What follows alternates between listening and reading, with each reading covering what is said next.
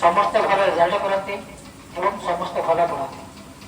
କାହିଁକି କହୁଛି ନା କୋଚିଂର ଯେଉଁ ନିୟମ ସେ ନିୟମ ଭିତରେ ସମସ୍ତେ ପ୍ରାୟ ବନ୍ଧା ଅଛନ୍ତି। ତେଣୁ ସମସ୍ତେ ଠିକ ସମୟରେ ଆସନ୍ତି ଆଉ ଠିକ ସମୟରେ ଯାଆନ୍ତି, କିନ୍ତୁ ସେ ଭିତରେ କେତେଜଣ ଟିକେ ଏପଟ ସେପଟ କରନ୍ତି ଯେ ସେମାନେ ଜାଣିପାରନ୍ତିନି ସମୟ କେତେଟା ହେଲା। ତେଣୁ ଆମେ ମଧ୍ୟ ସମୟ ଜ୍ଞାନ ରଖିବା ଏବଂ ସମୟ ଜ୍ଞାନ ରଖି ସମସ୍ତଙ୍କୁ ସଚେତନ କରାଇବା ଆଉ ପାଠକୁ ଆମେ ଆଗେଇ ଯିବା। କାରଣ କର୍ମଣ୍ୟ ବ୍ୟାଧିକାରସ୍ତେ ମା ଫଲେଷୁ କଦାଚନ। ଯେତେବେଳେ କର୍ମ ଭିତରେ ଆମେ ବାନ୍ଧି ହୋଇ ରହିବା ସେତେବେଳେ ନିଶ୍ଚିତ ଭାବେ ଆମେ ଆଗକୁ ଯାଇପାରିବା। କର୍ମ ନ କଲେ କୌଣସି ଫଳ ଏଠାରେ ପ୍ରାପ୍ତ ହୁଏ ନାହିଁ। ତେଣୁ କର୍ମ କଲେ ଫଳ ହିଁ ପ୍ରାପ୍ତ, ଏହା ସମସ୍ତେ ପ୍ରାୟ ଜାଣିଛେ। ଆମେ ସବୁବେଳେ କର୍ମରେ ବାନ୍ଧି ହୋଇ ରହିବା ଆଉ କର୍ମ ତତ୍ପର ହେବା। ଏତିକି ଆମେ ମନ ଭିତରକୁ ନେଇ ଆମେ ପାଠ ପଢିବା ଆଉ ଆଗକୁ ଆଗେଇବା। ଆମେ ଭଲ ନମ୍ବର ବି ରଖିବା।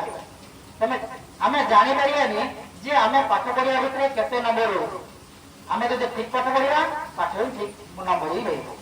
ତେଣୁ ଆମେ ସବୁବେଳେ ଉତ୍ତମ ଭାବରେ ଉତ୍ତମ ଛାତ୍ରଛାତ୍ରୀ ଭାବରେ ଆମର ପରିଚୟକୁ